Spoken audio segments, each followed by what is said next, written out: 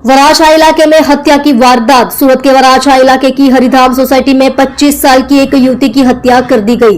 युवती की गर्दन पर चाकू से वार कर बेरहमी से हत्या की गई थी। युवती की बेरहमी से हत्या उसी शख्स ने की जिससे उसकी सगाई हुई थी। यह नृशंस हत्या किसी दूसरे के साथ संबंध होने के शक में की गई थी। हत्या करने के बाद हत्यारा फरार हो गया।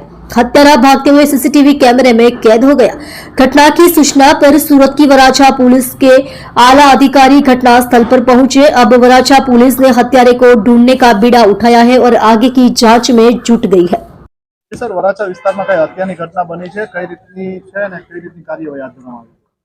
વરાછા પોસ્ટ વિસ્તારના હરિધામ સોસાયટીના B60 મકાનમાં એક ખૂનનો ગુનો બનેલ છે, જે ખૂનના ગુનામાં હકીકત એવી સાંપડેલ છે કે આ કામે મરણ જનાર વર્ષાબેન અને તેને મારનાર તેના